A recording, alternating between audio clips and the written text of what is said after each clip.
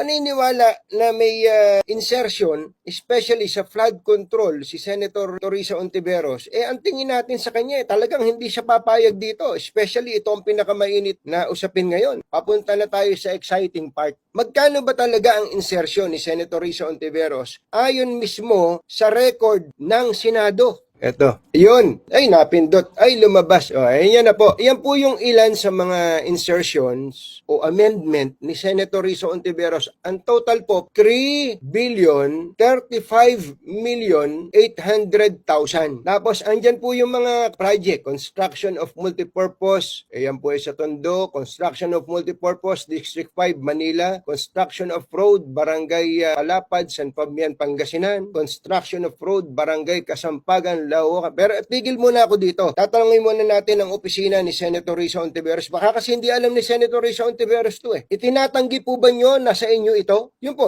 ang tanong ko. Itutuloy natin ang basa. Construction of road, Barangay Aris, Lawak, Pangasinan. Construction of road, Barangay Domingo, Alarcio, Lawak, Pangasinan. Construction of road, Sitio, San Jose, Kakandongan, Natividad, Pangasinan. Construction of multipurpose building, Teen Center, San Fernando, La Union. Construction of Barangay Hall, Barangay Buanta, Bawang. Mga magagandang proyekto po ito Mga kababayan, ako naniniwala ako magagandang proyekto. Kaya at this juncture, I want to reiterate that there is nothing wrong with insertion and amendment. Kaya wag kayong masyadong defensive. Wala pong masama dyan. Lalo na nga kung inimplement ng tama yung proyekto. Ano ba problema doon? Atuloy natin. Construction of Barangay Hall, Barangay Bawanta, La Union. Construction of City Pavilion for 1 Bonuan, Dagupan City, Pangasinan. Phase 3, 30 million. Construction of Multipurpose Building, Agri-Aqua Building. Ang gaganda po nitong project na to. Into Training Center, Lingayen, Pangasinan, 25 million. Construction of Multipurpose Building, Training Center, Barangay Bicol Norte, Bayambang,